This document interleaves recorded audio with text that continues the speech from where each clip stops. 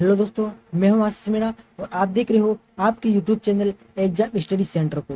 तो दोस्तों, आज के इस वीडियो में हम देखेंगे कि जो भूगोल है और भूगोल में राजस्थान के भूगोल का परिचय, भूगोल से संबंधित क्वेश्चनों के बारे में चर्चा करने वाले हैं। खैर, हमने दोस्तों 30 क्वेश्चन देखे थे दोस्तों। ओके, और बहुत इंपॉर्टेंट क्वेश्चन थे और आज हम देखेंगे पूरे 25 के लगभग क्वेश्चन है साथियों आज। ओके, क्योंकि पीडीएफ बनाने में बहुत ज़्यादा टाइम लग गया था दोस्तों। ओके, तो पार्ट 1 मैंने बता दिया था और पार्ट 2 आज शाम को 4 बजे रिलीज हो जाएगा साथियों। आप सभी से निवेदन है कि वीडियो को ज़्यादा से ज़्यादा शेयर करें। ओके साथियों, और यदि आपको कुछ प्रॉब्लम कुछ समस्या आई तो यदि आप कमेंट बॉक्स में जरूर बताना साथियों मुझको कि सर भाई मुझे ये यहाँ पर ये समस्या आ रही है, आपने ये गलत बताया है, तो उसका सॉल्यूशन बताओ, कम्युनिटी में पोस्ट कर दूंगा। ओके साथियों, और यदि और कमेंट का जवाब नहीं मिल पाए आपको तो आप मुझे इंस्टाग्राम आईडी पर रिप्लाई यानी कि जवाब दे सकते हो, वहां पर भी आप मुझे फॉलो कर सकते हो। ओके दोस्तों, तो दोस्तों वीडियो शुरू करने से पहले आपसे एक छोटी सी रिक्वेस्ट है कि आप हमारे यूट्यूब चैनल को सब्सक्राइब जरूर करें। ओके दोस्तों, ताकि हमारी फैमिली और बड़ी हो सके। और पीडीएफ प्राप्त करने के लिए आप हमारे टेलीग्राम चैनल को ज्वाइन करें ताकि आपको हर प्रकार का वहां पर पीडीएफ देखने को मिल जाएगा। ओके दोस्तों, शुरू करते हैं वीडियो। तो प्रश्न 31वां है कि राजस्थान में वादरा कृषि एक प्रकार की है, तो कौन सी कृषि है साथियों? तो वो स्थानांतरित कृषि है। कौन सी? बाजरा कृषि किस प्रकार की कृषि? तो स्थानांतरित कृषि है, इस एक स्थान पर वो कृषि की जाती है साथियों। ओके, अगला दूसरा प्रश्न है यानी कि 32वां। अच्छा, डबल बार आ गया, कोई दिक्कत वाली बात नहीं है। अगला देखेंगे 32वां कि निम्न में से कौन सी तिलहन की फसल राजस्थान में खरीफ के मौसम में उत्पादित नहीं की जाती है? इनमें से ऐसी कौन सी फसल है जो खरीफ के मौसम में उत्पादन यानी उत्पन्न नहीं की जा सकती? तो दोस्तों सरसों, जिसको हम खरीफ यानी कि खरीफ के मौसम में उसको उत्पादित नहीं कर सकते हैं दोस्तों। ओके, ये भी क्लियर हो चुका है। अगला देखेंगे हम तीसरा प्रश्न, राजस्थान में निम्न में से कौन सी संस्था शीत भंडार गृह और अनमंडी यार्ड में बनाने से संबंध रखती है? तो दोस्तों कृषि विपणन बोर्ड। कौन सी? कृषि विपणन बोर्ड, इसका बिल्कुल सही आंसर तीसरा पॉइंट हो जाएगा। अगला देखेंगे हम 34वां की क्षेत्रफल की दृष्टि से राजस्थान का सबसे बड़ा कृषि जलवायु खंड कौन सा है? क्या है? क्षेत्रफल की दृष्टि से राजस्थान का सबसे बड़ा कृषि जलवायु खंड कौन सा है? तो दोस्तों में शुष्क पश्चिमी मैदान खंड। कौन सा है? शुष्क पश्चिमी मैदानी खंड है साथियों। अगला देखेंगे 35वां, राजस्थान में यानी कि राज्य में बंजर व व्यर्थ भूमि का सर्वाधिक क्षेत्र किस जिले में स्थित है? दोस्तों वही जैसलमेर में। कौन से में? राजस्थान यानी कि राज्य में बंजर व व्यर्थ भूमि का सर्वाधिक क्षेत्र किस जिले में? तो जैसलमेर में। ओके साथियों, क्लियर हो चुका। अगला देखेंगे 36वां, निम्न में से फसल एवं क्या है? निम्न में से फसल एवं किस्मों का कौन सा युग्म असंगत है? तो साथियों मूंगफली, चंद्रा व कुपरी। ओके, मूंगफली में चंद्रा व कुपरी गलत है साथियों। मक्का में माई, कंचन में माई सही है। चावल में कावेरी, और ये भी बिल्कुल सही हो जाएगा साथियों। अगला देखेंगे हम 36वां के, कुछ प्रॉब्लम है कमेंट में जरूर बताना साथियों। 36वां है, भारत में हरित क्रांति के जन्मदाता थे, यानी कि हरित क्रांति कब लागू की गई? 1966 से 67 के बीच में। और इसके जन्मदाता यानी कि शुरू करने वाले कौन थे साथियों? तो एम यानी कि M.A. स्वामीनाथ। कौन? M.S. स्वामीनाथन हो जाएगा साथियों। ओके, बिल्कुल सही आंसर। 38वां है, बुरी क्रांति किससे संबंधित है? तो बुरी क्रांति साथियों खाद्य एवं प्रसंस्करण से संबंधित। किससे? खाद्य पदार्थ प्रसंस्करण से संबंधित है साथियों बुरी संस्कृति।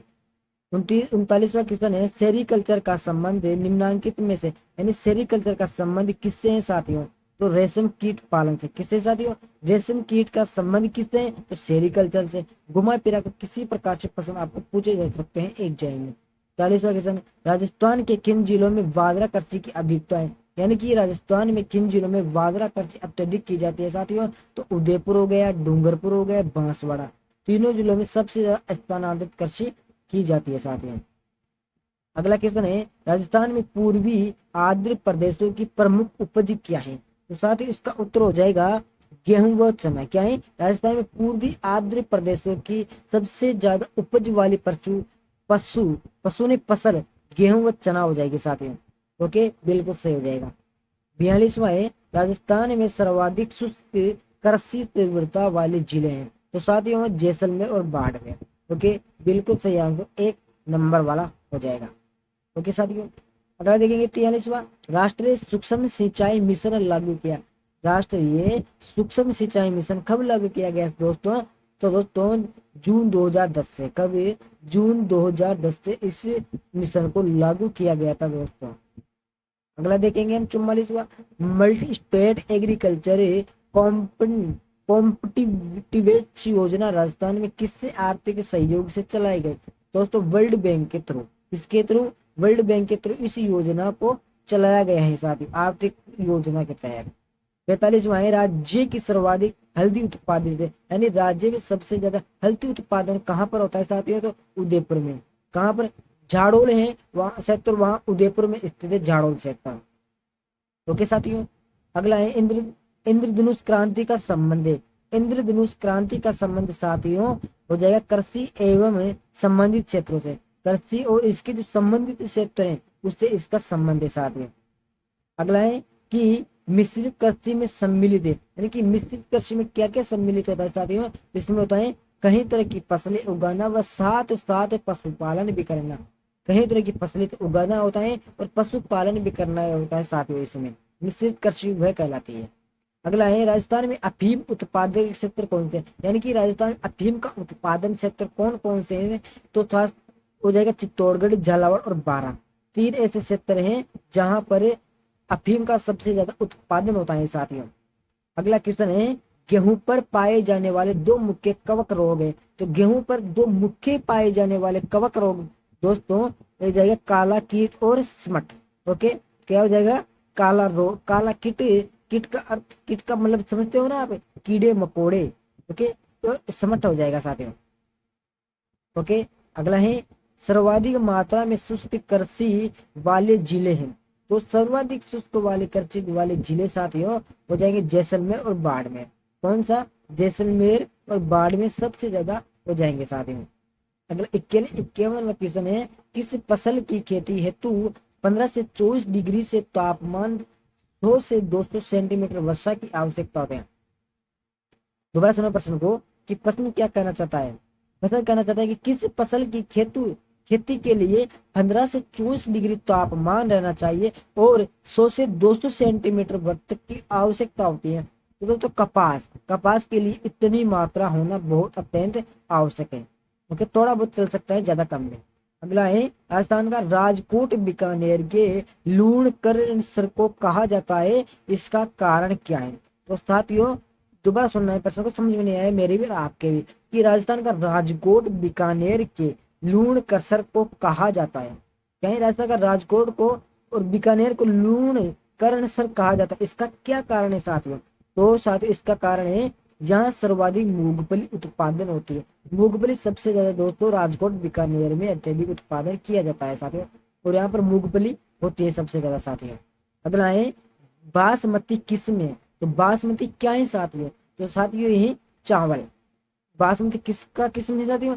किसका उत्पादन है? तो चावल से संबंधित साथियों ये। अगला क्वेश्चन है 54वां, निम्नलिखित में से कौन सी खरीफ की फसल नहीं है? तो साथियों मसूर नहीं है साथियों, मसूर खरीफ की फसल नहीं है। मूंगफली, मक्का और धान जो खरीफ की फसल होती है साथियों, जो वर्षा ऋतु में बोई जाती है। कब बोई जाती है साथियों? वर्षा ऋतु में मूंगफली, मक्का और धान को बोया जाता है साथियों। और मसूर को कब बोया जाता है? रबी की फसल में बोया जाता है साथियों, जैसे सरसों हो गया, गेहूं हो गया, इस प्रकार से होती है साथियों।